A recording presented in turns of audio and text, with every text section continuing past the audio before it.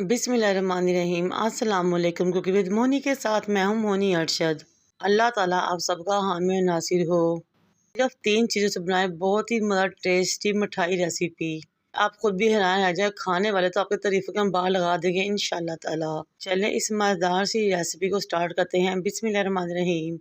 मैंने सवैयों का एक पैकेट लिया। नॉर्मली ये वो सवैयाँ हैं जो कि हम खूरमे में इस्तेमाल करते हैं। 140 ग्राम का पैकेट है और सवैयाँ भी बारीक हैं। आप अपनी मर्जी से सवैयाँ तो कम या ज़्यादा ले सकते हैं, लेकिन सवैयाँ हमको बिल्कुल बारीक वाली चाहिए, इसलिए हमने बारीक सवैयाँ ही लेनी हैं। मैं आपको कपों की मेजरमेंट के लिहाज से ये रेसिपी बताऊंगी ताकि आप भी आसानी से ये रेसिपी बना सकें और इंजॉय कर सकें। हमने सवैयों को अच्छे तरीके से तोड़ना है, यहाँ तक कि इनकी लंबाई एक चावल के दाने के बराबर रह जाए। मैंने 140 ग्राम के पैकेट को अच्छे तरीके से तोड़ा तो वो 1 कप के बराबर रह गया। अब एक बर्तन को चूल्हे पर रखेंगे, उसमें 1/4 कप हम घी का शामिल करेंगे। आप चाहे तो मक्खन भी शामिल कर सकते हैं। जैसे ही घी मेल्ट होगा हम उसमें सवैयाँ डाल देंगे और भूनना शुरू करेंगे। हमने एक की फ्लेम पे मुसलसल चम्मच हिलाते हुए सवैयों को भूनना है, लेकिन इस बात ख्याल है कि इन पे कोई ज़्यादा डार्क कलर ना है, बल्कि ये बहुत हल्की सी रोस्ट हो जाएं। इस स्टेज पे मेरी आपसे रिक्वेस्ट है कि अब मेरे चैनल को लाइक करें, शेयर करें, सब्सक्राइब करें और बेल आइकन को टच करें ताकि मेरी तमाम वीडियोस आप तक पहुँच सकें।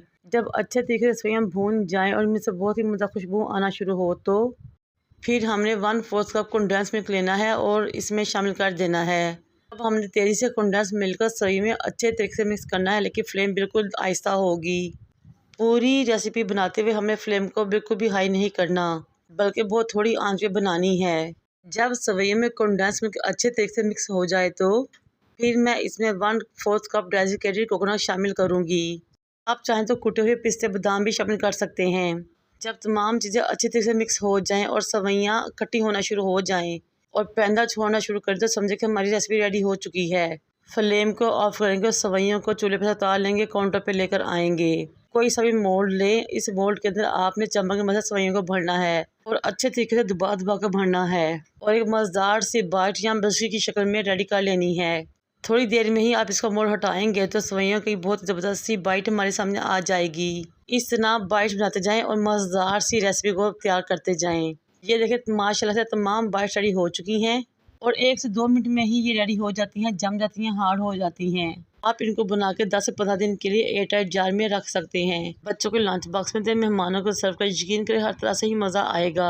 बहुत ही कम चीज़ों से ये मज़ेदार सी रेसिपी बनाएं। मुझे और मेरे वालिदैन को दुआ में याद रखें। अल्लाह हाफिज़।